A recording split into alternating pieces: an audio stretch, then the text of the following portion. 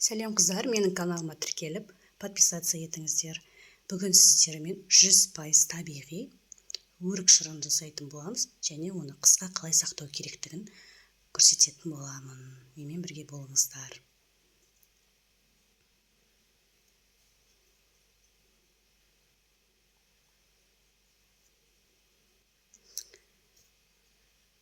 Қыздар, ең алдымен өрігімізді әбден жуып тазалап алып, екінші ыдысымызға өрікті сүйегінен ажырататын боламыз.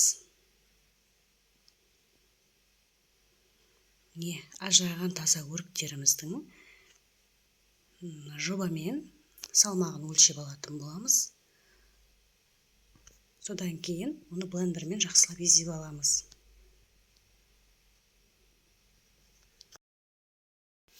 Езілген өріктерімізді үлкендеу ыдысымызға құйып аламыз, және бұл езілген өріктің үстіне 1:2 қатынаста су құятын боламыз. Яғни менде 2,5 келі өрік шықты езілген.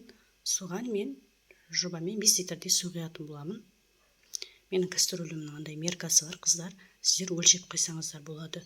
Суды көп қойып жібердім деп қорықпаңыздар. Судың көп болғаны ешқандай да зиян емес, өйткені сусынымыз тұра қоюлануы да мүмкін.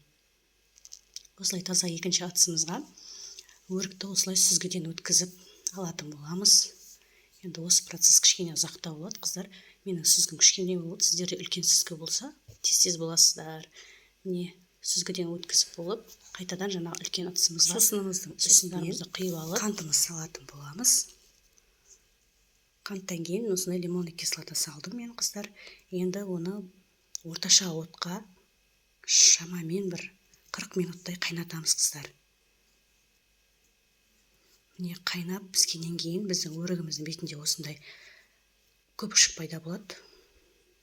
Енді оны стерильдеген банкамызге құйып шығатын боламыз. Банкаға крышканы жауып, осылай банка жапқышпен жабамыз. Банкамызды бетіп қойып, банканың аузы дұрыс жабылғанын тексеретін боламыз. Барлық сусынымызды банкамызға құйып, осылай бұрап шығатын боламыз. Банканың бәрін мен мантоваркада стерильдеп алдым, қыздар, крышкасымен бірге.